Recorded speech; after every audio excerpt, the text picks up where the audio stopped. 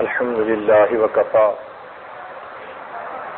سلام على عباده الذين اصطفى أما بعد أعوذ بالله من الشيطان الرجيم بسم الله الرحمن الرحيم ومن أراد الآخرة وسعى لها سعيها وهو مؤمن فأولئك كان سعيهم مشكورا وقال الله تعالى في مقام آخر منكم من يريد الدنيا ومنكم من يريد الآخرة سبحان ربك رب العزة عما يصفون وسلام على المرسلين والحمد لله رب العالمين اللهم صل على سيدنا محمد وعلى آل سيدنا محمد وبارك وسلم اللهم صل على سيدنا محمد وعلى آل سيدنا محمد وبارك وسلم اللهم صل على سيدنا محمد وعلى آل سيدنا محمد وبارك وسلم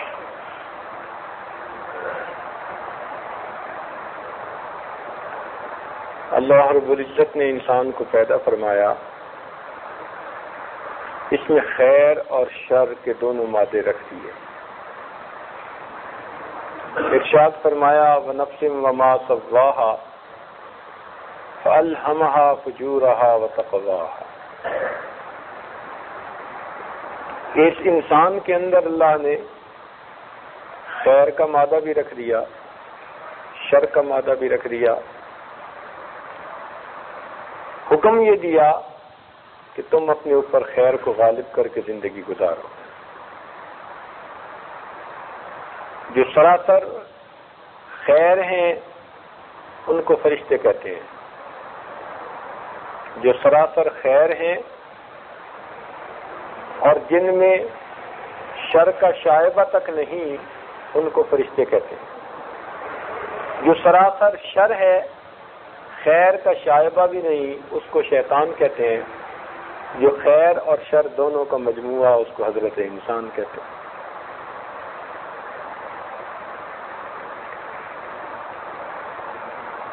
نیک انسان وہ ہے جو اپنے اوپر خیر کو غالب کر لے۔ اللہ تعالیٰ نے دونوں راستے واضح فرما دیے، وَهَدَيْنَاهُ النَّجْدَيْنِ، ہم نے دونوں راستوں کی رہنمائی کر دی۔ اِنَّا هَدَيْنَاهُ السَّبِيلَ إِمَّا شَاكِرًا وَإِمَّا كَفُورًا، ہم نے اس کو راستہ دکھلا دیا، اب اس کی مرضی یہ ماننے والا بنے یا انکار کرنے والا بنے۔ تو یہ ہر انسان کی اپنی چوائس ہوتی ہے۔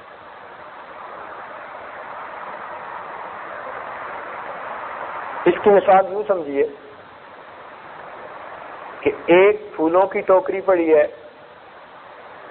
یا گٹھڑی پڑی ہے اور ایک نجاست کی بوری پڑی ہے۔ اب ایک طاقتور انسان کہے کہ میاں ان دونوں میں سے انتخاب کرنا تو تمہارے اختیار میں ہے، جب انتخاب کر لو گے تو اٹھا کے تمہارے سر پہ میں رکھ دوں گا۔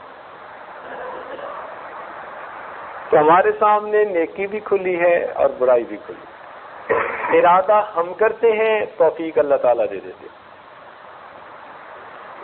ہمیں عذاب اس لیے ہوگا قیامت کے دن ہم نے برائی کا ارادہ کیوں کیا، اجر اس لیے ملے گا کہ ہم نے نیکی کا ارادہ کیا۔ اس لیے تو کہتے ہیں نیت المؤمن خیر من عملہ، مومن کی نیت اس کے عمل سے بھی زیادہ اچھی ہوتی ہے۔ یہیں پہ ایک نقطہ کھول دیا جائے کہ بعض لوگوں کے ذہن میں یہ خیال آتا ہے کہ انسان نے محدود زندگی کے اندر گناہ کیے یا کفر کیا کافروں نے، لیکن ان کو ہمیشہ ہمیشہ جہنم کی آگ میں جلایا جائے گا، جبکہ مومنوں نے محدود زندگی میں نیکی کی، ان کو ہمیشہ ہمیشہ جنت کے مزے دیے جائیں گے۔ تو عقل میں یہ بات کھٹکتی ہے۔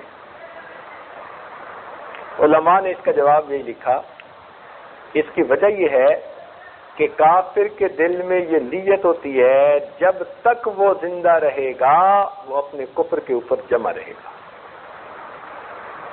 جتنی بھی زندگی ہو، کیونکہ نیت اس کی تھی کہ جتنی مرضی لمبی زندگی ہوتی وہ اسی پر ڈٹا رہتا، اللہ نے اس کی وجہ سے اس کو دائمی عذاب دے دیا۔ اور مومن کی نیت یہ ہوتی ہے جتنی بھی زندگی ہوگی میں شریعت کے اوپر استقامت سے عمل کرتا رہوں گا، کیونکہ نیت یہ تھی، اس لیے اللہ تعالیٰ نے محدود زندگی گزارنے کے باوجود ہمیشہ کی جنت کی نعمتیں عطا فرمائیں۔ تو جو انسان نیکی کی طرف قدم اٹھاتا ہے اللہ تعالیٰ کی طرف سے اجر پاتا ہے۔ یہ انسان ہے تو خاک کی مٹھی، مگر پروردگار عالم نے اس میں اپنی محبت کا ایک ایسا حصہ رکھ دیا کہ جب وہ شامل ہو جاتا ہے تو یہ اوپر کو اٹھتا ہے، چڑھتا ہے، حتیٰ کہ یہ فرشتوں کو بھی پیچھے چھوڑ جاتا ہے۔ فرشتے بھی حیران ہوتے ہیں اس انسان کی عظمت پر۔ ہمارے سلسلہ علی نقشبندیہ کے بزرگ تھے خواجہ ابوالحسن خرقانی رحمۃ اللہ علیہ، وہ فرماتے تھے کہ 3 مواقع ایسے ہیں کہ فرشتے بھی انسان سے، مومن سے، اللہ کے ولی سے وہ ہیبت کھاتے ہیں۔ 3 موقع ایسے ہیں۔ سب سے پہلی بات کہ جب ملک الموت کو حکم ہوتا ہے کہ ان کی روح کو قبض کر لیجئے، تو وہ روح تو قبض کر رہے ہوتے ہیں، لیکن جیسے بڑے قیمتی کسی چیز کو ہاتھ لگاتے ہوئے بندہ ذرا مرعوب ہوتا ہے، تو ملک الموت بھی روح نکالتے ہوئے مرعوب ہوتے ہیں اللہ کے اس دوست کو تکلیف نہ پہنچ جائے۔ اور دوسرا، جب وہ بندہ نیک اعمال کرتا ہے اور کرامن کاتبین وہ نیک اعمال اس کے نام اعمال میں لکھتے ہیں، حیران ہوتے ہیں کہ اس بندے کے ساتھ نفس کی مکاریاں بھی ہیں، شیطان بھی پیچھے پڑا ہوا ہے، کتنا عظیم انسان ہے، اتنے خلوص کے سجدے کرتا ہے، اللہ کے اعمال کرتا ہے کہ اس کے عمل پر اللہ اتنے بڑے بڑے اجر اس کو عطا فرماتے ہیں۔ تو فرشتے اس کے اجر کو دیکھ کر حیران ہو جاتے ہیں۔ اور تیسرا فرماتے تھے کہ قبر کے اندر جب منکر نکیر آتے ہیں سوال پوچھنے کے لیے، تو اگرچہ وہ سوال پوچھ رہے ہوتے ہیں مگر سوال پوچھتے ہوئے بھی ان کے دل پر اللہ کے ولی کی ایک ہیبت ہوتی ہے، عظمت ہوتی ہے۔ تو فرشتے بھی حیران ہوتے ہیں اس انسان کی عظمتوں پر کہ باوجود اس نے اپنے نفس کی علائشوں کے اور گندگیوں کے کس طرح اللہ رب العزت کو راضی کرنے کے لیے اعمال کیے۔ اس لیے حدیث پاک میں آتا ہے کہ جب انسان نیک اعمال کرتے کرتے اللہ تعالیٰ کا مقرب ہو جاتا ہے، اللہ تعالیٰ فرماتے ہیں یتقرب الی عبدی بالنوافل، بندہ نیک کاموں کے ذریعے سے میرا مقرب ہو جاتا ہے، حتی احبہ، حتیٰ کہ میں اس سے محبت کرنے لگ جاتا ہوں۔ پھر جب میں محبت کرتا ہوں دعا جبرائیل، اللہ تعالیٰ جبرائیل علیہ السلام کو بلاتے ہیں، فرماتے ہیں جبرائیل میں فلاں بندے سے محبت کرتا ہوں، تو جبرائیل علیہ السلام فرشتوں کے اندر جا کر اس بات کا اعلان کر دیتے ہیں۔ جیسے ہی اعلان ہوتا ہے سب فرشتے اس بندے سے محبت کرنی شروع کر دیتے ہیں۔ پھر جبرائیل علیہ السلام آسمان یہ دنیا پہ آتے ہیں، زمین پہ آتے ہیں، اور یہاں آ کر پھر وہی اعلان کرتے ہیں۔ اب یہ اعلان جب ہوتا ہے، حدیث پاک کے الفاظ ہیں ثم یودع له القبول فی الارض، پھر اللہ تعالیٰ زمین میں اس کے لیے قبولیت رکھ دیتے ہیں۔ لوگ اس سے واقف نہیں ہوتے، لیکن اس کے چہرے کی طرف دیکھتے ہیں تو گرویدہ ہو جاتے ہیں، محبت کرنے لگ جاتے ہیں۔ سبحان اللہ، اس کے چہرے سے اس کی مسیحائی کا پتہ چل جاتا ہے۔ اللہ تعالیٰ ایسی محبوبیت دیتے ہیں، وہ جنگل میں جا کر رہے تو منگل کا سما بن جائے، وہ غیروں میں جا کر رہے تو اپنوں کے اپنے بن جائیں۔ اللہ تعالیٰ ان کو ایسی قبولیت دے دیتے ہیں۔ حضرت انور شاہ کشمیری رحمۃ اللہ علیہ کے بارے میں آتا ہے کہ کچھ ہندوؤں نے ان کا چہرہ دیکھا، کلمہ پڑھ لیا، اب ان کے رشتہ داروں نے کہا کہ تم نے یہ کیا کام کیا؟ تو جب انہوں نے کہا تو ان کلمہ پڑھنے والوں نے حضرت کشمیری کے چہرے کی طرف اشارہ کر کے کہا کہ یہ چہرہ ہمیں کسی جھوٹے انسان کا چہرہ نظر نہیں آتا،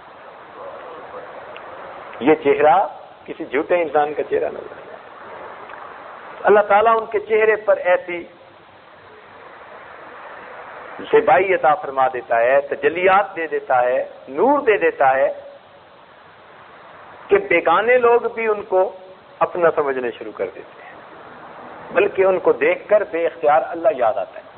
الذین اذا رؤوا ذکر اللہ، وہ بندے جن کو تم دیکھو تو تمہیں دیکھنے سے ان کو اللہ یاد آئے۔ تو یہ کون لوگ ہیں؟ جنہوں نے اپنے آپ کو بنایا، سنوارا، اپنے اوپر خیر کو غالب کر لیا۔ اور جو انسان خواہشات کے پیچھے لگ جاتا ہے، نفس اور شیطان کی اتباع کرنی شروع کر دیتا ہے، تو یہ انسان دنیا میں بھی پریشان اور آخرت کے بھی پریشان۔ خسر الدنیا والآخرہ ذالک هو الخسران المبین۔ اب اس کی مثال ذرا سمجھیے کہ بعض لوگ جو صحت مند ہوتے ہیں ان کا رخ بالکل ٹھیک ہوتا ہے، ذرا سمجھنے کی بات ہے۔ کچھ لوگوں کو لقوہ کی بیماری ہو جاتی ہے۔ اب جس کو لقوہ کی بیماری ہو جائے تو اس کا چہرہ سیدھا نہیں رہتا، ٹیڑھا ہو جاتا ہے۔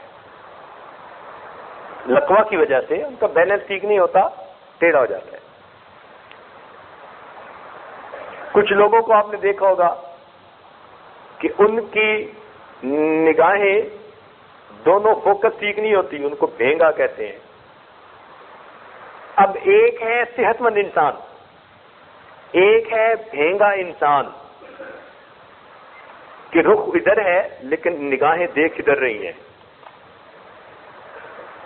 تو ایک صحت مند انسان ہوا، ایک بھینگا انسان ہوا، ایک لقوے کا مریض ہوا کہ لقوے کے مریض کا چہرہ اس طرح سے مسخ ہو جاتا ہے کہ ایک طرف کو اس کا چہرہ پھر جاتا ہے۔ اور ایک بیماری ہے، اس کو ٹیٹنس کہتے ہیں۔ ٹیٹنس کا مریض کا یہ حال ہوتا ہے کہ وہ دیکھ ادھر رہا ہوتا ہے اور اس کا چہرہ بالکل اس طرح پھرا ہوا ہوتا ہے، بالکل پھرا ہوا ہوتا ہے۔ چنانچہ ایک ملک میں اس عاجز کے پاس ایک مریض کو لایا گیا، اب بھی میں سوچتا ہوں تو میرے رونگٹے کھڑے ہوتے ہیں۔ اس آدمی کا چہرہ اس کے پشت کی طرف تھا اور وہ جو چل کے آ رہا تھا تو پشت کی طرف اس کا چہرہ اور لوگ اس کو پکڑ کے لا رہے تھے۔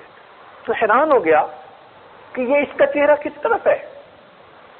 وہ کہنے لگے جی اس کو ایک ایسی مرض ہو گئی ہے کہ بالکل اس کے چہرے کا رخ پھر گیا ہے۔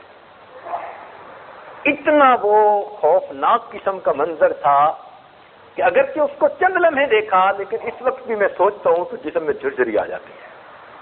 بالکل سینہ اس طرف ہے اور پوری گردن یوں مڑ کے اس کا چہرہ بالکل دوسری طرف ہے۔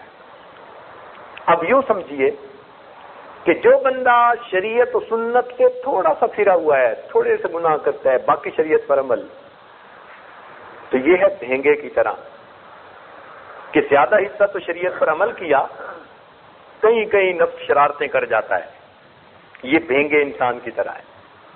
اور جو انسان اس سے زیادہ شریعت کی خلاف ورزیاں کر لیتا ہے، یہ ہے فالج کے مریض کی طرح، اس کا چہرہ صحیح رخ سے پھرا ہوا ہے۔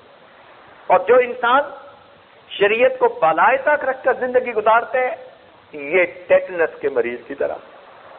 اور جو کافر اور مشرک ہے، یہ اس بندے کی طرح کہ جس کا رخ تو سامنے ہے اور اس کا چہرہ پیچھے۔ اب ہم اپنے آپ میں محاسبہ کر کے متعین کریں کہ ہم کس کھاتے میں آتے ہیں۔ آیا صحیح صحت مند انسان کی طرح ہمارا رخ ٹھیک ہے یا ہمارا رخ پھرا ہوا ہے شریعت؟ اس لیے علماء نے لکھا ہے کہ جو انسان دنیا میں زندگی گزارتے ہوئے جتنا جلدی شریعت سے پھسل جایا کرے گا، قیامت کے دن پل صراط پر بھی اتنا جلدی پھسل جائے گا۔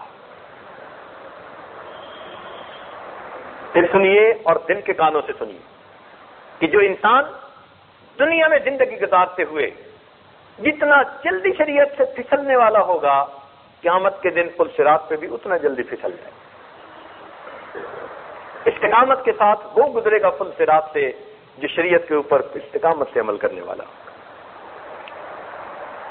اب ہم جیسی زندگی گزار رہے ہیں ویسا ہمارے ساتھ معاملہ پیش آئے. تو کچھ لوگ تو اللہ کے نیک بندے بن کر زندگی گزارتے ہیں اور کچھ لوگ غفلت کی زندگی گزارتے ہیں. اب وہ غفلت میں زندگی گزارنے والوں کی کچھ نشانیاں حدیث پاک میں بتلائی گئی. وہ نشانیاں اس لیے آج آپ کے سامنے پیش کرنی ہے کہ ہم جائزہ لیں کہ کہیں ان میں سے کوئی ایک یا زیادہ نشانیاں ہمارے اندر تو نہیں پائی جاتی.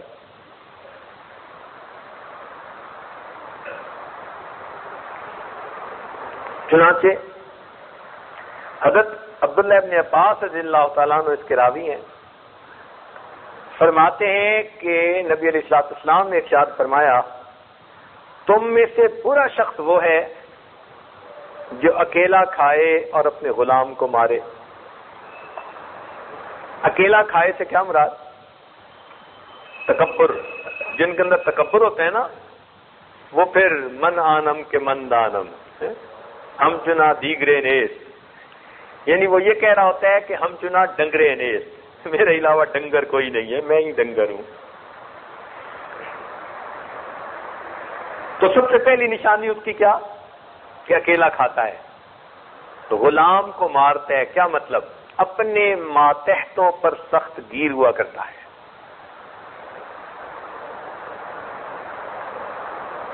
دیکھیں کام کی حد تک ان سے بات پرس کرنا شریعت نے اس کی اجازت دی ہے، لیکن معمولی باتوں پہ ہاتھ اٹھا لینا اس کو برا سمجھا گیا ہے.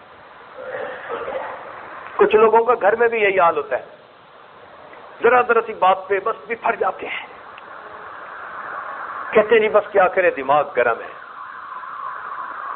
یہ جیسے دماغ گرم ہے نا ایسے ہی اللہ تعالیٰ اس کی گرمی قیامت کے دن نکالیں گے. اس لیے اپنے غصے پہ قابو پا لیجیے. روایت میں آتا ہے جس بندے کو کسی بات پر غصہ آیا اور وہ غصہ جائز بھی تھا لیکن اس نے اللہ کی رضا کے لیے معاف کر دیا، غصے کا گھونٹ بھر لیا، غصے کا ہر گھونٹ پینے کے بدلے اللہ تعالیٰ قیامت کے دن اس کو ایک مرتبہ چہرے کا دیدار عطا فرمائیں گے. اب جب غصہ آیا کرے تو ہم سوچا کریں کہ غصے کو پورا کرنا بہتر ہے یا اس کو برداشت کر کے قابو کر کے اللہ رب العزت کا دیدار کرنا بہتر ہے. تو جب آپ اس وقت یہ سوچا کریں گے نا تو غصے پہ قابو پانا آسان ہوگا. ویسے بھی حدیث پاک میں آتا ہے جو انسان جتنا جلدی دوسروں کا عذر قبول کرتا ہوگا اللہ تعالیٰ قیامت کے دن اس کے عذروں کو اتنا جلدی قبول فرما لے گا، اور جو انسان جتنا جلدی دوسروں کو معاف کر دینے والا ہوگا اللہ تعالیٰ قیامت کے دن اس کو اتنا ہی جلدی معاف فرما دیں گے. حضرت اقبستانی رحمۃ اللہ نے ایک حکایت لکھی ہے، فرماتے ہیں کہ ایک آدمی کی بیوی سے کوئی غلطی ہو گئی. اب وہ کوتاہی ایسی تھی کہ اگر وہ چاہتا تو طلاق دے دیتا، گھر بھیج دیتا یا اسے مار پیٹ کرتا، حد پہنچتا تھا.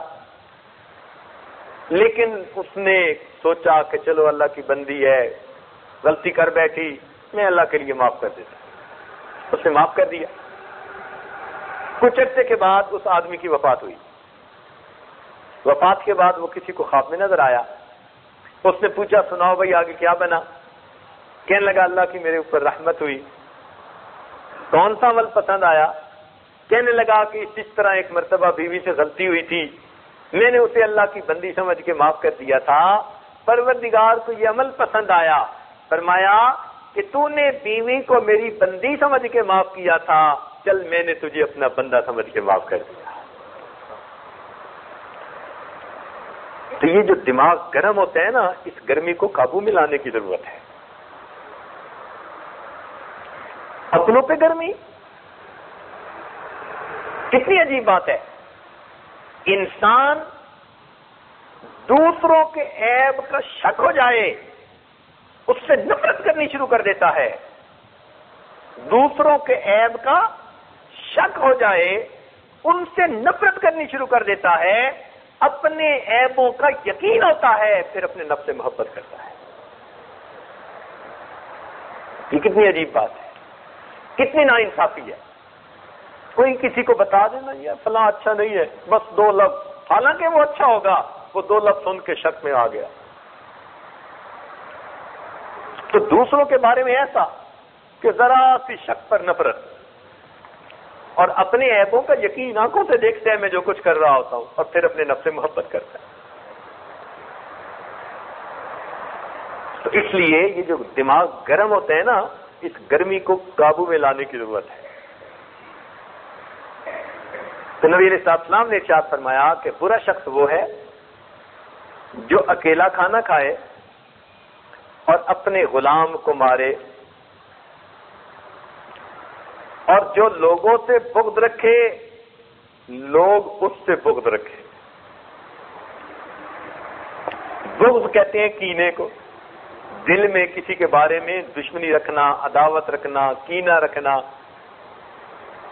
تو جو بندہ دوسروں کے بارے میں دل میں کینہ رکھے, صاف ظاہر ہے دوسرے اس کے بارے میں دل میں کینہ رکھیں گے. یہ تو پکی بات ہے. آپ جیسے دوسروں کے بارے میں سوچیں گے ویسے ہی دوسرے آپ کے بارے میں سوچیں گے. وہ کہتے ہیں کہ ایک مغل بادشاہ جا رہا تھا, اس نے اپنے وزیر سے پوچھا کہ یہ کیا مطلب ہے کہ دل کو دل سے راہ ہوتی ہے. اس نے کہا بادشاہ سلامت, میں آپ کو اس کا تجربہ کروا دیتا ہوں. بہت اچھا. آگے ان کو ایک آدمی ملا, بکریاں چرا رہا تھا. اس نے پوچھا بادشاہ سلامت یہ آدمی کیسا ہے؟ کہتے ہیں مجھے تو ایسے اجڑ اور جاہل سا نظر آتا ہے. کہنے لگا اچھا ہے. اس کے پاس پہنچے, سلام کیا. وزیر نے اس سے حال چال پوچھے. کہنے لگے سناؤ یار آج کل بادشاہ سلامت کا کیا حال ہے؟ انہوں نے کہا مجھے کیا پرواہ, ایسے کوئی جاہل سا ہے بیٹھا ہوا ہے, نہ اسے حکومت کرنی آتی ہے نہ پتہ ہے اسے کسی چیز کا. اب بادشاہ نے سن لیا, برداشت تو کر گیا. تھوڑی دیر بعد آگے گئے, ان کو ایک اور آدمی ملا جا رہا تھا. وزیر نے کہا بادشاہ سلامت اس کے بارے میں کیا رائے ہے؟ کہنے یار بھلا انسان نظر آتا ہے, اچھا آدمی نظر آتا ہے ویسے چہرے مورے سے. کہنے لگے آ جائیں. اب اس سے جا کے اس نے سلام کلام کر کے پوچھا سناؤ بھائی بادشاہ کے بارے میں کیا رہے؟ کہنے لگے بھائی ہمارا اس سے واسطہ تو نہیں پڑا لیکن لگتا تو بھلا آدمی ہے. اس نے کہا بادشاہ سلامت اس کو کہتے ہیں کہ دل کو دل سے راہ ہوتی ہے. جو گمان آپ دوسرے بندے کے بارے میں اپنے دل میں رکھیں گے خود بخود اس کے دل میں آپ کے بارے میں وہی گمان آ جائے گا. تو جب آپ کسی کے بارے میں دل میں نفرت لیں گے یا رکھیں گے تو یہ کیسے ہو سکتا ہے کہ اس کے دل میں آپ کی محبت آ جائے گی؟ خود بخود کمیونیکیشن ہو جاتی ہے. آپ محبت دل میں رکھیں دوسروں کے بارے میں, خود بخود دوسرے لوگ آپ کے محبت رکھنے والے بن جائیں گے. اس لیے جو آدمی دوسروں سے بغض رکھے گا تو پھر دوسرے لوگ بھی اس سے بغض رکھیں گے. اور فرمایا کہ یہ برا آدمی ہے کہ یہ آدمی دوسروں سے بغض رکھے اور دوسرے آدمی اس سے بغض رکھے. پھر آگے فرمایا کہ نہ اس بندے سے نیکی کی امید ہو اور نہ اس کے شر سے امن ہو. نہ اس بندے سے نیکی کی امید کی جائے اور نہ اس کے شر سے کسی کو امن ہو. یعنی موقع ملنے کی بات ہے وہ سپیئر نہ کرے کسی کو.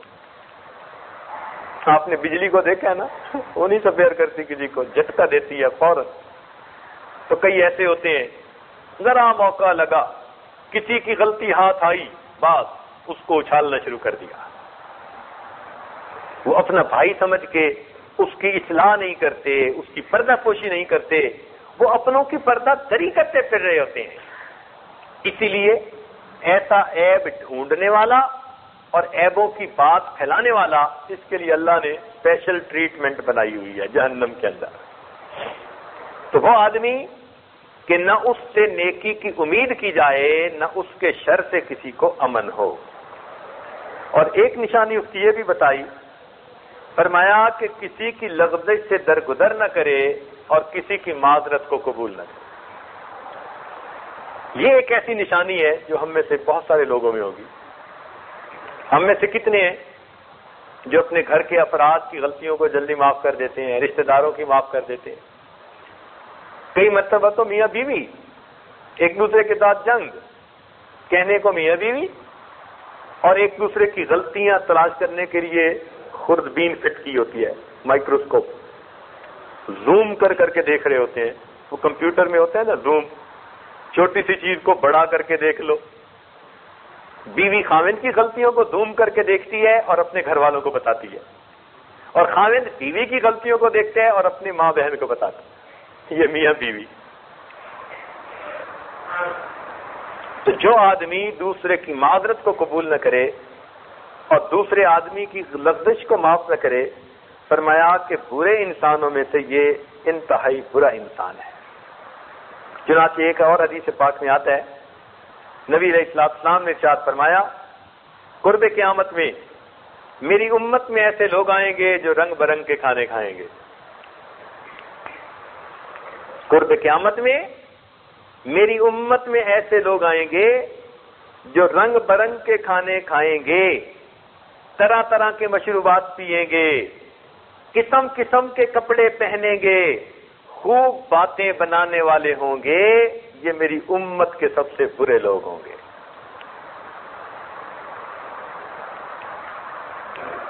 میری امت میں قرب قیامت میں ایسے لوگ آئیں گے جو رنگ برنگ کے کھانے کھائیں گے،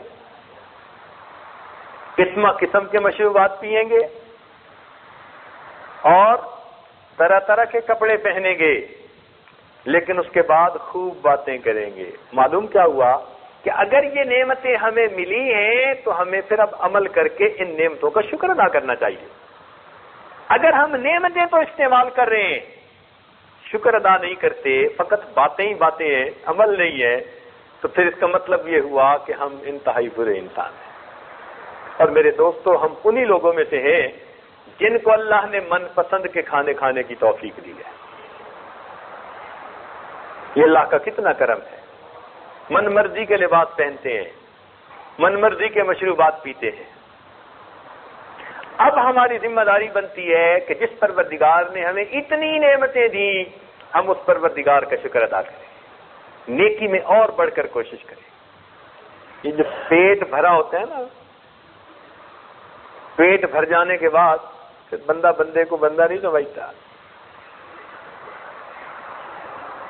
یہ بڑی فکر کی بات ہے۔ اللہ رب العزت نے نعمتیں دی ہیں، ہم ان نعمتوں کا شکر ادا کریں، اپنے مولا کی عبادت میں اپنے آپ کو لگا دیں، فقط باتوں کی حد تک نہ رہیں، عمل کے لیے قدم آگے بڑھائیں تاکہ اللہ رب العزت نعمتوں کا شکر ادا کرنے والوں میں ہمیں شمار فرمائے۔ چنانچہ ایک حدیث پاک میں فرمایا گیا کہ جو شخص کسی مسلمان کی مصیبت پر خوش ہوتا ہے اس کو موت نہیں آتی جب تک اللہ تعالیٰ اس مصیبت میں اسے خود شامل فرما دیتے ہیں، داخل فرما۔ توجہ طلب بات ہے، جو انسان کسی مسلمان کی مصیبت پر خوش ہوتا ہے، اللہ رب العزت اس بندے کو بھی ویسی ہی مصیبت کے اندر مبتلا فرما دیتے ہیں۔ اس لیے اگرچہ کوئی اچھا نہ لگے، ایسا رشتہ دار ہے کہ بول چال نہیں، لیکن کسی کی مصیبت پہ خوش نہ ہونا، کسی کی مصیبت پہ راضی نہ ہونا۔ ہم اگر اس کی مصیبت پہ خوش ہوں گے، این ممکن ہے اللہ تعالیٰ ہمیں بھی ویسی مصیبت میں گرفتار فرما دے۔ تو اس لیے حدیث پاک پہ فرمایا کہ جو شخص کسی مسلمان کی مصیبت پر خوش ہوتا ہے وہ خود اس میں مبتلا ہوتا ہے۔ اور ایک دوسری روایت میں ہے کہ اگر کسی آدمی نے کوئی گناہ کیا اور پھر اس نے اس گناہ سے توبہ کر لی، اب گناہ سے توبہ کرنے کے باوجود اگر کوئی آدمی اس گناہ کی اس کو آر دلائے گا تو یہ اس وقت تک نہیں مرے گا جب تک خود اس گناہ میں ملوث نہیں ہو جائے گا.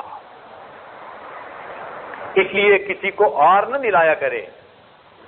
ٹھیک ہے برا تھا، اس نے توبہ کر لی، جب پروردگار نے توبہ قبول کر لی تو آپ کیوں نہیں اس کو معاف فرما رہے؟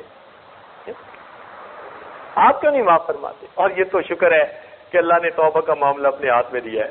بندوں کے ہاتھ میں ہوتا تو کبھی معاف نہ کرتے، کبھی معاف نہ کرتے.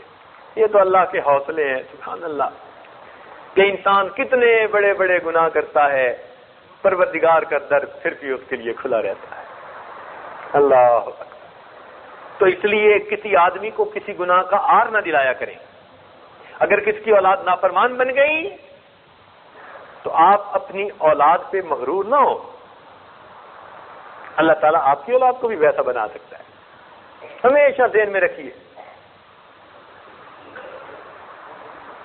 He can put us on the other side of the table. سمجھے؟ جس نے آج میز کی اس طرف بٹھایا ہے نا، وہ کل میز کی اس طرف بھی بٹھا سکتا ہے. کتابوں میں ایک واقعہ لکھا ہے. ایک دولت مند انسان تھا،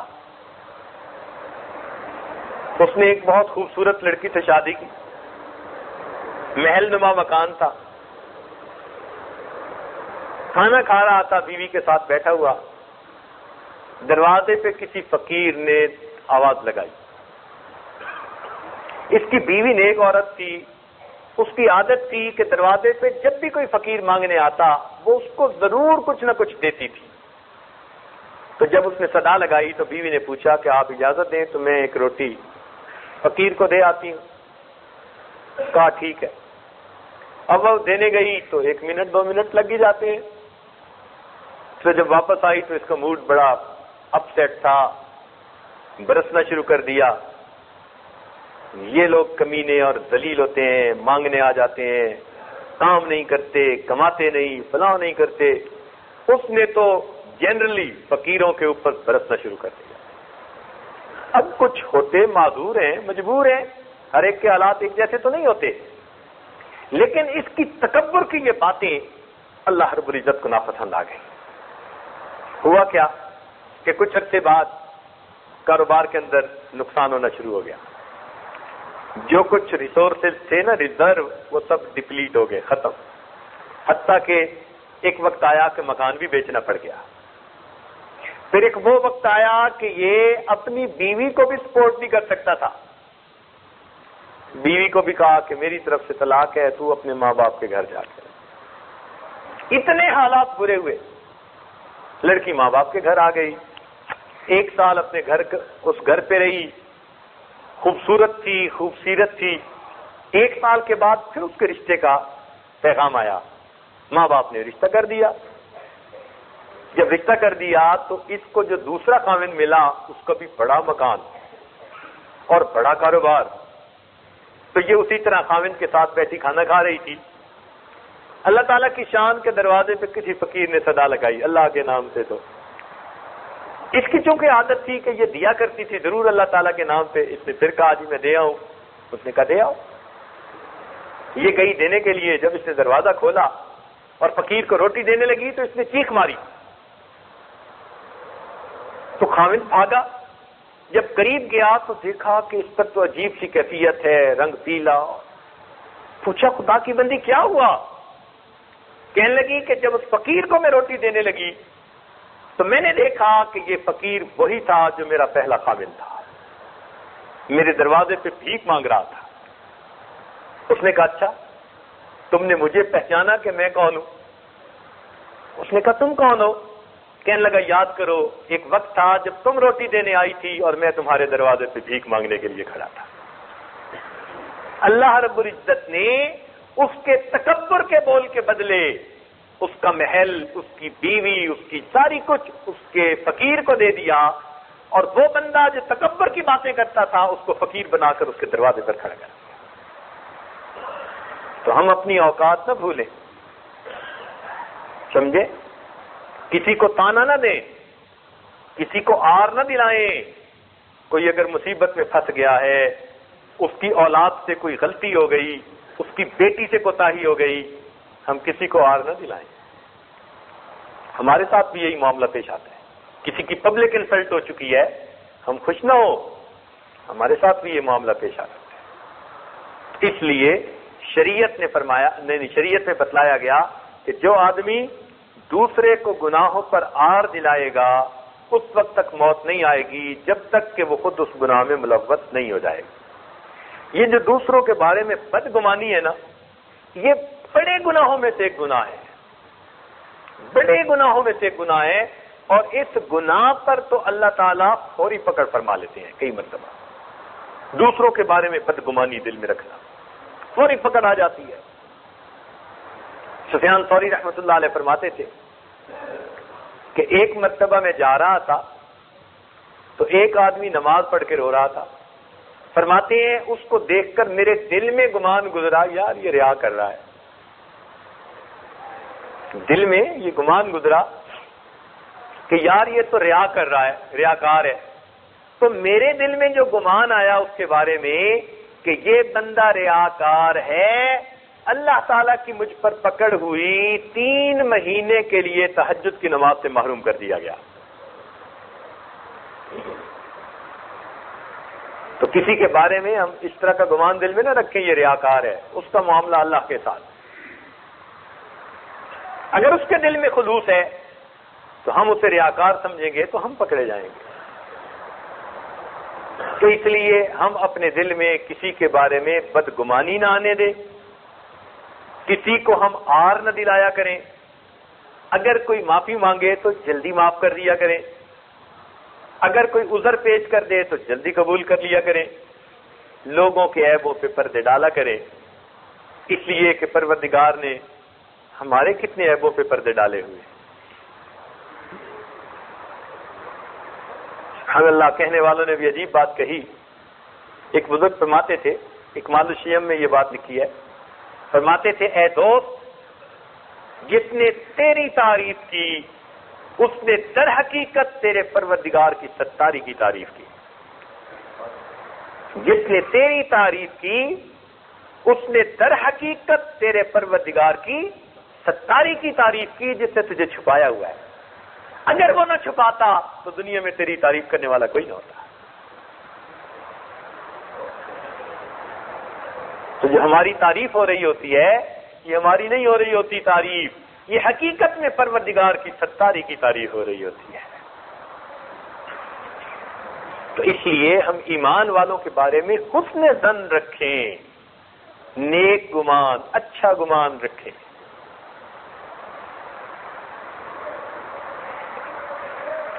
اس دن کو یاد رکھیں جس کی صبح کو قیامت کا دن کہا جاتا ہے، اور ان تمام بیماریوں کا ایک علاج ذکر کثرت سے کرنا۔ یہ جتنی بیماریاں بتائی گئی ہیں نا، بدگمانی اور تکبر اور کینہ اور حسد اور بغض اور شہوت، تمام بیماریوں کا ایک علاج، اس کو کہتے ہیں کثرت ذکر۔ نبی علیہ السلام نے ارشاد فرمایا ذکر اللہ شفاء القلوب، کہ اللہ رب العزت کا ذکر تو دلوں کے لیے شفا ہے، ان کی بیماریوں کا علاج ہے۔ ذکر کی کثرت کریں، لیٹے بیٹھے چلتے پھرتے ہر لمحے اپنے دل میں اللہ کا دھیان رکھیں۔ جب آپ یہ کیفیت اپنے اندر پیدا کر لیں گے، اللہ تعالیٰ باطن کی بیماریوں کو دھو دیں گے، خود بخود ختم ہو جائیں گی۔ اس لیے ہمارے مشائخ کثرت ذکر کا بار بار حکم دیتے ہیں۔ اللہ تعالیٰ نے خود بھی تو حکم دیا، یا ایھا الذین آمنوا اذکروا اللہ ذکرا کثیرا وسبحوہ بکرۃ واصیلا۔ ایک جگہ فرمایا والذاکرین اللہ کثیرا والذاکرات اعد اللہ لہم مغفرۃ واجرا عظیما۔ تو جب اللہ تعالیٰ بھی کثرت کا حکم دے رہے ہیں تو ہم اس میں کوتاہی کیوں کریں؟ اس لیے کثرت کے ساتھ اللہ تعالیٰ کو یاد کر لیجئے، تاکہ اللہ رب العزت ہمیں ذکر کی وجہ سے روحانی شفا عطا فرما دیں۔ ویسے بھی حدیث پاک میں آتا ہے کہ جب تک پرندہ ذکر کرتا رہتا ہے شکاری سے محفوظ رہتا ہے، اور جیسے ہی غافل ہوتا ہے شکاری اس کو اپنا نشانہ بنا لیتا ہے۔ تو یہاں ایک نقطہ ذہن میں آتا ہے کہ اگر پرندہ ذکر کرتا رہتا ہے تو جس طرح وہ شکاری کے ہاتھوں سے بچا رہتا ہے، اس طرح جو بندہ اللہ کا ذکر کرتا رہتا ہے وہ جہنم کے فرشتوں کے ہاتھوں سے بچا رہتا ہے۔ جس طرح غافل پرندہ شکاری کے ہاتھ میں، اسی طرح غافل بندہ جہنم کے فرشتوں کے ہاتھ میں۔ باسطو ایدیہم، قرآن پاک میں فرمایا کہ فرشتے پھر کیا اس کی طرف ہاتھ بڑھاتے ہیں، پکڑو اس کو، خذوہ فغلوا ثم الجحیم صلوا، دیکھا ایسے باندھتے ہیں پھر اس کو۔ تو اللہ کے ذکر کی برکت سے انسان جہنم سے محفوظ رہے گا۔ دیکھیے دو تین الفاظ ہیں، یہ دو تین چھوٹی چھوٹی باتیں ہیں، ان کی تفصیل آج کر دیں، بقیہ کی پھر کسی اور محفل میں۔ ایک ہے ہر کام اچھے کام سے پہلے بسم اللہ پڑھنا۔ اب یہ سنت مبارکہ ہے، لیکن ایک چھوٹا سا عمل بھی ہماری زندگی میں نہیں ہوتا، ہم کبھی پڑھ لیتے ہیں کبھی نہیں پڑھتے، اہتمام نہیں ہوتا، حالانکہ بسم اللہ پڑھنے کی اتنی برکات ہیں کہ کوئی حد نہیں۔ مفسرین نے لکھا ہے کہ عربی زبان میں اسم کے 7 مختلف معانی ہیں۔ عربی زبان میں اسم کا لفظ جو ہے وہ 7 مختلف معنی میں استعمال ہوتا ہے۔ ایک اس کا مطلب نام، ایک اس کا مطلب کیا ہے؟ نام، اور ایک اس کا مطلب برکت۔ تو جب ہم بسم اللہ کہہ رہے ہوتے ہیں تو ایک ترجمہ تو یہ بنے گا اللہ کے نام کے ساتھ، اور ایک ترجمہ یہ بنے گا اللہ کی برکت کے ساتھ۔ ہم نے اپنے بڑوں کو دیکھا، عورتیں اٹھتے بیٹھتے اللہ کی برکت سے، یہ اللہ کی برکت، اللہ کی برکت یوں کہا کرتی تھی، اصل میں وہ عورتیں بسم اللہ کا ترجمہ کہہ رہی ہوتی تھی۔ تو جب ہم بسم اللہ سے ہر کام شروع کریں گے، چونکہ ہم نے اللہ کی برکت سے وہ کام شروع کیا، اللہ تعالیٰ اس میں برکت عطا فرمائے۔ اللہ کا نام بھی برکت والا، اللہ تعالیٰ کی ذات بھی برکت والی۔ چنانچہ فرمایا تبارک اسم ربک، برکت والا نام ہے تیرے رب کا۔ تو اللہ کا نام بھی برکت والا، تبارک اسم ربک۔ اور ایک جگہ فرمایا تبارک الذی بیدہ الملک، برکت والی ہے وہ ذات جس کے ہاتھ میں ہے ملک۔ تو اللہ تعالیٰ کی ذات بھی برکت والی، اللہ تعالیٰ کا نام بھی برکت والا۔ تو جب کسی کام کو اللہ تعالیٰ کے نام سے شروع کریں گے، اللہ تعالیٰ کی برکتیں اس کام میں شامل ہو جائیں گی۔ اس لیے بسم اللہ پڑھنے کی عادت کثرت سے ڈالیے۔ ہمارے ہاں اتنی عادت نہیں ہے، اٹھتے بیٹھتے کوئی کام کرتے بسم اللہ جو ہے اس کو پڑھنے کی عادت ڈالیں، اس کی برکتیں ہوں گی۔ بلکہ حدیث پاک میں تو یہ بھی آتا ہے، اگر کوئی آدمی اپنے جسم سے لباس ہٹانا چاہے اور وہ اس سے پہلے بسم اللہ پڑھ لے تو پھر وہ جنات کی نظر سے اوجھل ہو جاتا ہے، شیاطین اس کو نہیں دیکھ سکتے۔ تو یہاں سے ایک نقطہ ذہن میں آتا ہے کہ جس طرح بسم اللہ کی برکت سے انسان دنیا میں جنوں کی نظر سے اوجھل ہو گیا، اسی طرح اگر بسم اللہ کثرت سے پڑھتا ہوگا، قیامت کے دن جہنم کے فرشتوں کی نظر سے اوجھل ہو جائے گا۔ اللہ تعالیٰ اس کو محفوظ فرما لیں گے۔ اچھا دیکھیے، بسم اللہ الرحمن الرحیم، اس کے اگر حروف دیکھیں نا تو وہ 19 بنتے ہیں۔ بسم اللہ الرحمن الرحیم، با، سین، میم، اس طرح کر کے گنے تو حروف کتنے بنتے ہیں؟ کتنے بنے حروف؟ 19 بنے۔ اور جہنم کے داروغے کتنے ہیں؟ جہنم کے داروغے کتنے ہیں؟ سبحان اللہ، اللہ کی شان۔ بسم اللہ کے حروف بھی 19 بنتے ہیں، اور جہنم کے جو داروغے ہیں جن کے ہاتھ میں لگامیں ہوں گی وہ بھی کتنے ہیں؟ 19 ہیں۔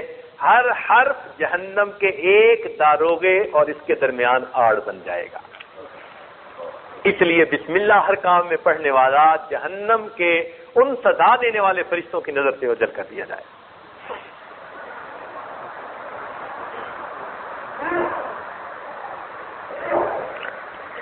بسم اللہ الرحمن الرحیم میں الفاظ کتنے ہیں؟ 4۔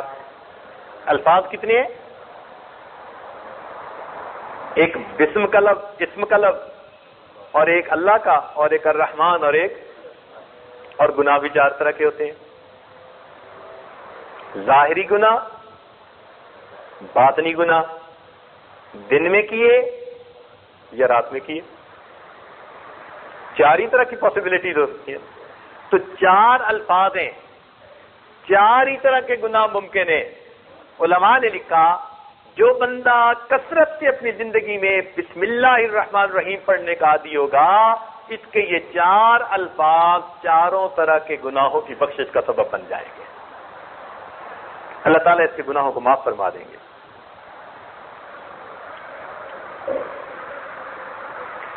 اور ویسے بھی دیکھیے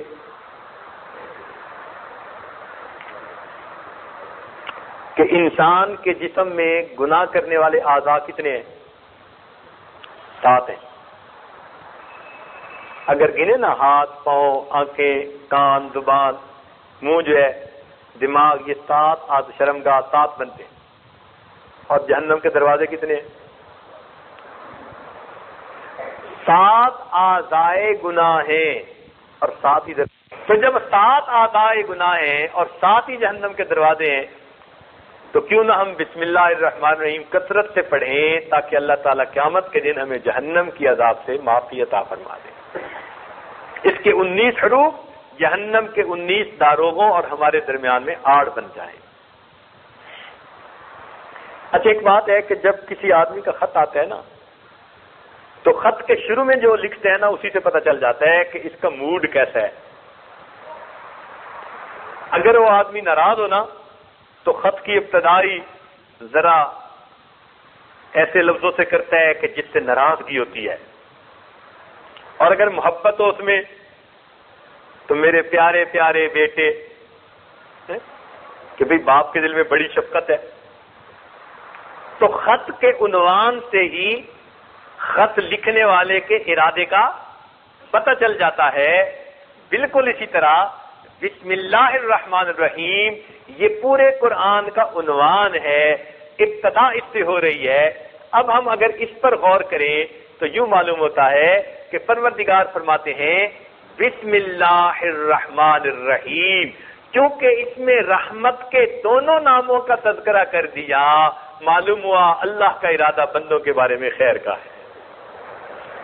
ورنہ تو بسم اللہ الواحد القہار بھی کہہ سکتے تھے، ہو سکتا تھا یا نہیں؟ یوں فرما دیتے بسم اللہ الواحد القہار، بسم اللہ القہار الجبار. نہیں، قہار اور جبار کی بات نہیں کی، بات کی تو کس کی؟ رحمان کی. اور یہ بھی مزے کی بات کہ اللہ تعالیٰ کے 99 صفاتی نام ہیں، اور ہر نام اللہ تعالیٰ کی ایک صفت کی طرف اشارہ کرتا ہے. فقط رحمت وہ صفت ہے کہ جس صفت کی طرف اللہ کے 2 نام اشارہ کرتے ہیں. تو یہ اس بات کی دلیل ہے کہ رحمت کی صفت دوسری صفات پر غالب ہے. باقی ہر صفت کے بدلے ایک نام، اور رحمت کی صفت کے بدلے تو 2 نام. تو اسی لیے نا کہ ہے بہت زیادہ، اس لیے فرمایا ان رحمتی وسعت کل شیء، میری رحمت ہر چیز سے زیادہ وسیع ہے. تو دیکھیے ہر کام میں بسم اللہ پڑھنے کی عادت ڈالیے. یہ نہیں کہ فقط کھانے سے پہلے بسم اللہ، ہر کام میں کوئی بھی کام ہے، اچھا کام ہے، آپ اس میں بسم اللہ پڑھنے کی عادت ڈالیے، پھر آپ کی زندگی کے اندر برکتیں آئیں گی. اسی طرح الحمدللہ کہنے کی عادت ہم میں بہت کم ہے. کہیں کہیں کہہ دیتے ہیں، ہر وقت نہیں کہتے. الحمدللہ کہنے سے انسان اللہ تعالیٰ کی نعمتوں کا شکر ادا کرنے والا بن جاتا ہے. چنانچہ علماء نے لکھا ہے کہ الحمدللہ کے 8 حروف ہیں. الحمدللہ کے کتنے حروف ہیں اور جنت کے دروازے کتنے ہیں؟ ماشاءاللہ. یعنی الحمدللہ کا ہر حرف جنت کے دروازے کی کنجی بن جائے گا. اور یہ بھی مزے کی بات دیکھیے کہ جہنم کے دروازے 7 اور جنت کے دروازے، معلوم ہوتا ہے کہ اللہ تعالیٰ جنت میں زیادہ لوگوں کو بھیجنا چاہتے ہیں. بھائی جدھر زیادہ رش کی امید ہوتی ہے ادھر زیادہ بندہ پروویژن کر دیتا ہے نا. ایسا ہوتا ہے کہ نہیں ہوتا؟ پہلے سے ہی پروویژن زیادہ کر دی جاتی ہے، تو ادھر رش لگے گا، ادھر زیادہ پروویژن کر دو. تو اللہ رب العزت نے جہنم کے دروازے کتنے بنائے اور جنت کے دروازے کتنے بنائے؟ 8 بنائے. تو اللہ تعالیٰ چاہتے ہیں کہ تم ادھر زیادہ جاؤ. ہم اگر اللہ تعالیٰ سے توبہ کریں گے اور معافی مانگیں گے تو پروردگار ہمیں جنت کی طرف بھیج کر خوش ہو جائیں گے. تو الحمدللہ اس کے 8 حروف اور جنت کے 8 دروازے. سبحان اللہ. دیکھیے لا الہ الا اللہ محمد الرسول اللہ یہ کلمہ ہے، اس کا ذکر کرتے رہتے ہیں اکثر لوگ. اس مہینہ میں اس کا زیادہ ذکر کرنے کا حکم دیا گیا. حدیث پاک میں آتا ہے کہ اس مہینہ میں تم لا الہ الا اللہ کا زیادہ ذکر کرو. لا الہ الا اللہ کے 12 حروف بنتے ہیں. لا الہ الا اللہ کے 12 حروف بنے. سبحان اللہ. لا الہ الا اللہ کے کتنے حروف بنے؟ اور محمد الرسول اللہ کے بھی 12 حروف بنے. سبحان اللہ. اس کا مطلب یہ ہوا کہ جو آدمی دوام کے ساتھ لا الہ الا اللہ کا ذکر کرے گا، اس کے 12 حروف ہیں، اللہ اس کے بدلے 12 مہینوں کے گناہ معاف فرمائیں گے. اور جو لا الہ الا اللہ کا ذکر کرتے ہوئے محمد الرسول اللہ بھی وقتاً فوقتاً پڑھے گا تو دونوں کے ملا کے کتنے حروف بنے؟ اللہ تعالیٰ 24 گھنٹوں کے گناہ معاف فرما دیں گے. تو لا الہ الا اللہ کا ذکر کثرت کے ساتھ کیجئے. دیکھیے لا الہ الا اللہ محمد الرسول اللہ، اس میں کہیں نقطہ نہیں نظر آتا، کوئی نقطے والا حرف نہیں ہے. کیا مطلب؟ کہ جس طرح یہ لفظ نقطے کو برداشت نہیں کر سکتا، اسی طرح پروردگار عالم کسی شریک کو برداشت نہیں کر سکتے، نہ ذات میں نہ صفات میں. اللہ اپنی خدائی میں یکتا ہے اور نبی علیہ السلام اپنی مصطفائی میں یکتا ہے. تو حروف کا نقطہ کوئی نہیں. اور ایک اور عجیب بات علماء نے لکھی کہ یہ جتنے حروف ہیں نا، لا الہ الا اللہ، یہ سارے کے سارے حروف جوف دہن سے نکلتے ہیں. لا الہ الا اللہ حروف شفوی ان میں سے کوئی نہیں ہے کہ ہونٹوں سے نکلے. کوئی ہے لا الہ الا اللہ میں؟ آپ اس کو پڑھ کے دیکھیے، آپ کے ہونٹ سے کوئی لفظ نکل رہا ہے؟ نہیں نہ نکلتا. تو لا الہ الا اللہ کے حروف کہاں سے نکلتے ہیں؟ منہ کے اندر سے نکلتے ہیں.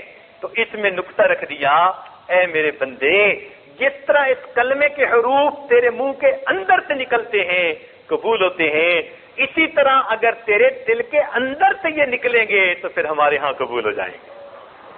تو ادائیگی بھی منہ کے اندر سے اور قبولیت بھی دل کے. جی ہاں، اگر حروف شفویہ ہوتے نا تو لوگ کہتے جی ہونٹوں سے نکلتے ہیں، بس ہم بھی اپنے ہونٹوں سے بات کر دیں. تو میں نہیں، اندر کی بات ہے. اس لیے دل کے اندر سے جب انسان لا الہ الا اللہ پکارتا ہے، اللہ رب العزت پھر اس کے گناہوں کو معاف فرما دیتے ہیں. تو ایک علاج تو ہے باطنی بیماریوں کا کہ ذکر کی کثرت کریں، اور دوسرا علاج یہ ہے کہ ہم نیکوں کی صحبت اختیار کریں. دوسرا علاج کیا ہے؟ کہ ہم نیکوں کی صحبت اختیار کریں. یہ نیکوں کی صحبت انسان کی باطنی اصلاح کا سب سے بڑا سبب بن جاتی ہے. جیسے مقناطیس کے پاس لوہا رہے نا تو اس میں بھی مقناطیسیت آ جاتی ہے. بالکل اسی طرح اللہ والوں کی صحبت میں انسان اگر رہے تو اس کے اپنے دل میں بھی نور آ جاتا ہے، معرفت آ جاتی ہے. موٹی سی بات ہے کہ اصحاب کہف کا کتا اولیاء کے ساتھ چلا تھا. ان اولیاء کی برکت سے اللہ تعالیٰ نے کتے کے ساتھ بھی جنت کا وعدہ فرما لیا. تو اگر ایک کتا اولیاء اللہ کی صحبت اختیار کر لیتا ہے، پروردگار کی رحمت سے وہ محروم نہیں رہتا. ہم اگر اولیاء اللہ کی صحبت اختیار کریں گے تو ہم اللہ کی رحمت سے کیسے محروم رہیں گے؟ اور یہاں ایک تفسیر میں عجیب نقطہ لکھا، فرمایا گیا کہ قرآن پاک میں ہے کہ بھئی غار کے اندر اصحاب کہف ہیں اور کتا ان کے سامنے ان کے دروازے پر ہاتھ پھیلائے بیٹھا ہے. اب سوچنے کی بات ہے، اولیاء اللہ موجود ہیں، دروازے پر کتا ہاتھ پھیلائے بیٹھا ہے، وہ کتا اللہ کی رحمتوں سے محروم نہیں ہوتا۔ اے انسان، جب تو اللہ کے در پر ہاتھ پھیلائے گا پھر تو اللہ کی رحمتوں سے کیسے محروم ہو گیا؟ تو ہم اللہ کے در پر ہاتھ پھیلائیں اور اللہ سے اللہ ہی کو مانگا کریں۔ چنانچہ جہاں کتے کی بات تھی وہاں اللہ تعالیٰ نے فرمایا کہ 3 وہ ہیں اور چوتھا ان کا کتا ہے، لیکن جب مومنوں کی بات کی اللہ فرماتے ہیں کہ اگر تم 3 ہوگے تو چوتھا کون ہوگا؟ فرق دیکھیے، سبحان اللہ۔ کتے کا جہاں تذکرہ ہے وہاں فرمایا یقولون ثلاثۃ رابعہم قلبہم، کہ کہتے ہیں کہ جی وہ 3 تھے اور چوتھا ان کا، ارے اس کے بارے میں تو یہ کہا جا رہا ہے کہ 3 وہ تھے چوتھا کتا تھا، لیکن مومن تو اپنی شان دیکھ، اللہ تعالیٰ تیرے بارے میں فرماتے ہیں کہ اگر تم کہیں پر 3 ہوگے تو پھر چوتھا کون ہوگا؟ تو جب چوتھا پروردگار ہوگا تو پھر ہماری کامیابی تو یقینی ہے، اللہ تعالیٰ کی ہمیں قرب نصیب ہو جائے گا۔ اس لیے ہمیں اللہ کا ذکر کثرت سے کرنا چاہیے اور اللہ والوں کی صحبت کو اختیار کرنا چاہیے، یہ بڑی نعمت ہے۔ دیکھیے ابرہا نے بیت اللہ پر چڑھائی کرنے کے ارادے سے مارچ کیا تھا تو اللہ تعالیٰ نے ابابیلوں کو بھیجا، ترمیہم بحجارۃ من سجیل، تو انہوں نے کنکر پھینکی۔ ابرہا نے کس پر قبضہ کرنے کی کوشش کی تھی؟ بیت اللہ پہ۔ تو پھر اللہ تعالیٰ نے کن کے ذریعے حفاظت کی؟ ابابیلوں سے۔ اور ابابیل کیا بنے؟ خدائی لشکر کیا بنے؟ اور اللہ نے ان کا تذکرہ کس میں کیا؟ قرآن مجید میں۔ تو اگر بیت اللہ کی حفاظت کی پر قبضہ کے لیے ایک کافر قدم بڑھاتا ہے تو چند پرندے ان کے اوپر کنکریاں برساتے ہیں، اللہ تعالیٰ ان پرندوں کا تذکرہ قرآن مجید میں کرتے ہیں اور وہ خدائی لشکر کہلاتے ہیں۔ اے بندے، شیطان تیرے دل پر قبضہ کرنے کے لیے آگے بڑھتا ہے، اب تو لا الہ الا اللہ کے ذریعے اس شیطان کے ساتھ جنگ کر اور اس کو تحس نحس کر دے، اللہ تعالیٰ تجھے بھی اپنے خدائی لشکروں میں شامل فرما لے گا۔ کہ جس طرح پرندوں نے پتھر مار کر ان کو ختم کر دیا تھا، خدائی لشکر کہلائے تھے، تو جو بندہ لا الہ الا اللہ کی ضربیں لگا کر شیطان کو ختم کر دے گا، پیچھے ہٹا دے گا اور دل کی حفاظت کرے گا، یہ بھی اللہ کے لشکروں میں شامل کر لیا جائے گا۔ اس لیے جنت کی کنجی کس کے پاس؟ بتا سکتے ہیں؟ رضوان کے پاس۔ جنت کی کنجی کس کے پاس؟ ایک فرشتے کے پاس جس کا نام رضوان ہے۔ اور جہنم کی کنجی کس کے پاس؟ مالک کے پاس۔ اور بیت اللہ شریف کی کنجی کس کے پاس؟ ابن شیبہ، ایک خاندان چلا رہا ہے ان کے پاس۔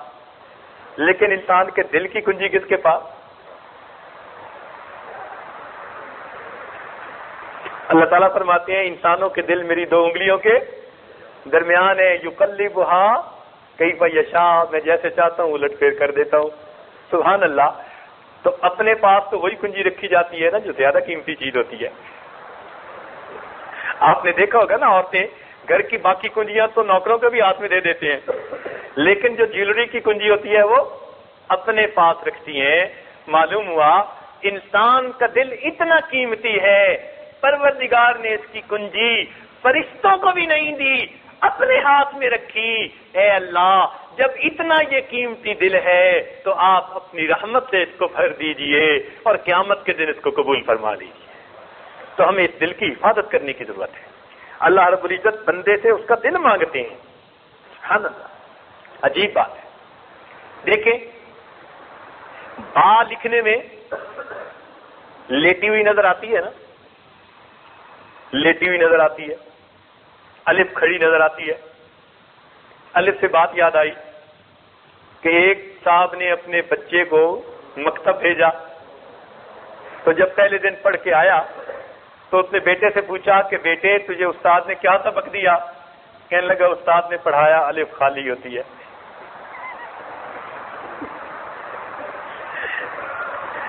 استاد نے کیا پڑھایا؟ اور واقعی جو الف کی طرح ہوتا ہے نا خالی ہوتا ہے۔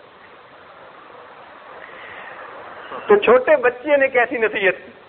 کہتے ہیں جی استاد نے پڑھایا الف خالی ہوتی ہے، لیکن با لیٹی ہوئی ہوتی ہے۔ اب عام حالات میں با کو لکھیں گے تو با کے نیچے نقطہ لگے گا اور یہ لیٹی ہوئی ہوگی، لیکن اگر آپ قرآن مجید میں دیکھیں بسم اللہ الرحمن الرحیم کے شروع میں جو با ہوتی ہے نا وہ لیٹی ہوئی نہیں ہوتی، کھڑا ہوتی ہے، اس کے نیچے نقطہ۔ عام حالات میں با لیٹی ہوئی تھی، لیکن جب با اسم کے ساتھ جڑی تو با کو لیٹنے کی بجائے اللہ نے کھڑا کر دیا۔ اے انسان، اے مومن، جب با اللہ کے نام کے ساتھ جڑتی ہے، لیٹی ہوئی با کو اللہ کھڑا کر دیتے ہیں۔ جب تو اللہ کی ذات کے ساتھ جڑے گا اللہ تجھے کیوں نہیں کھڑا فرما دے؟ تو اللہ کے نام کے ساتھ جڑنے کے بعد کوئی لیٹا نہیں رہ سکتا، پھر اللہ تعالیٰ اسے عزتیں دیتے ہیں، پھر اسے مقام دیتے ہیں۔ اللہ رب العزت ہمیں اپنے ذکر کی توفیق عطا فرما دے اور اپنے پیارے اولیاء اللہ کی صحبت سے فائدہ اٹھانے کی توفیق عطا فرما دے۔ وآخر دعوانا ان الحمد للہ رب العالمین۔ تھوڑی دیر کے لیے مراقبہ کر لیجیے۔ انسان جب اپنے اندر جھانکتا ہے اسے اپنی اصل تصویر نظر آتی ہے۔ اپنے من کے دریچے کو کھولیے، اپنی اصل تصویر کو دیکھیے۔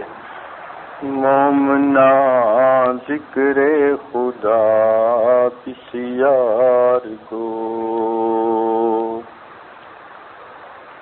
مومنا ذکر خدا کسی یار کو،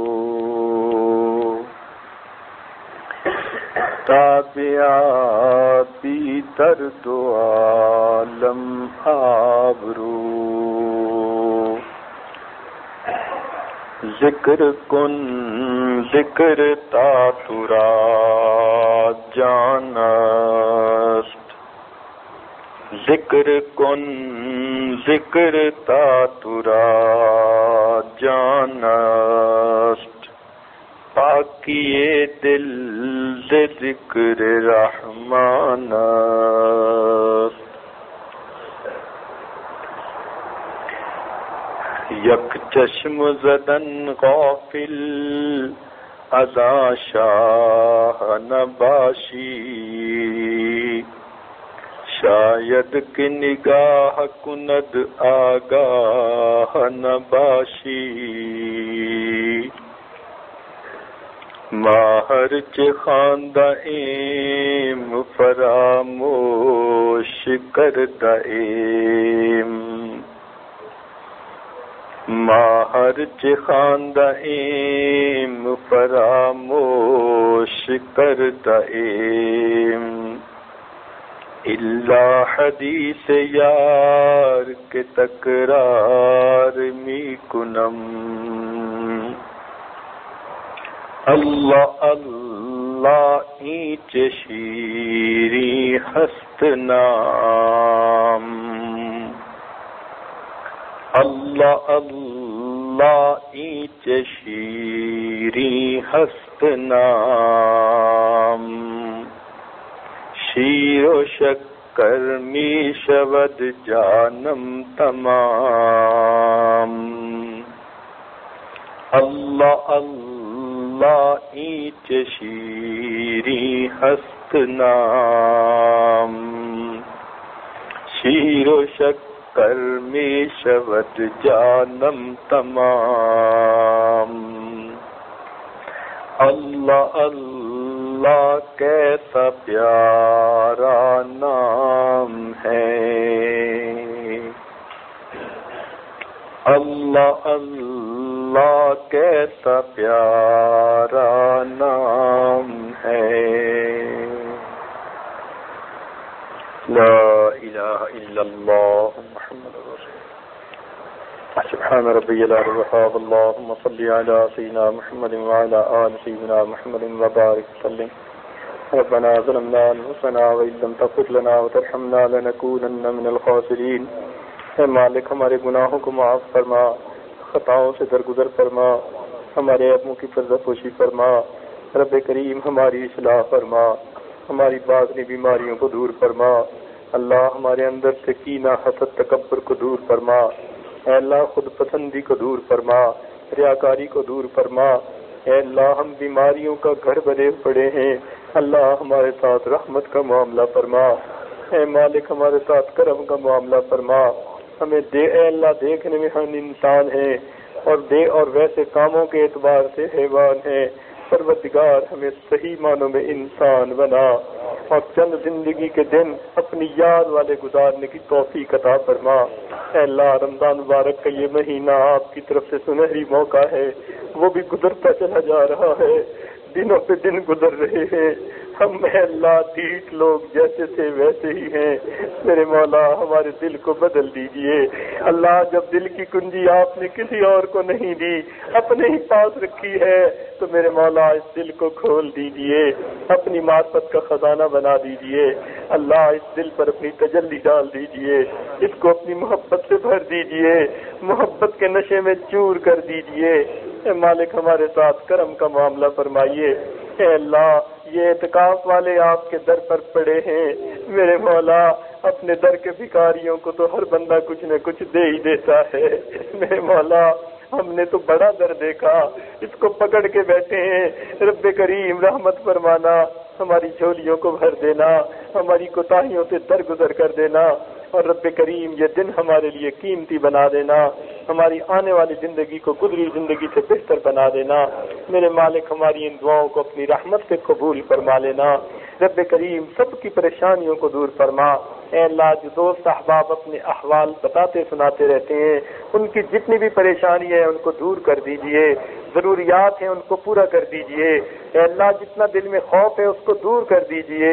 رب کریم جو اٹکے ہوئے کام ہیں ان کا ہونا آسان کر دیجئے، جو الجھے ہوئے کام ہیں ان کو اپنی رحمت سے سلجھا دیجئے۔ اللہ گھر بار کی پریشانیوں کو دور کر دیجئے۔ اے اللہ اولاد کی پریشانیوں کو دور کر دیجئے، میرے مولا کاروبار کی پریشانیوں کو دور کر دیجئے۔ اے رب کریم ہمارے ساتھ رحمت کا معاملہ فرمائیے، اے رب کریم ہمارے ساتھ رحمت کا معاملہ فرمائیے، ہماری ان دعاؤں کو اپنی رحمت سے قبول فرمائیے، ہمیں اخلاق محمدی کا نمونہ عطا فرما دیجئے۔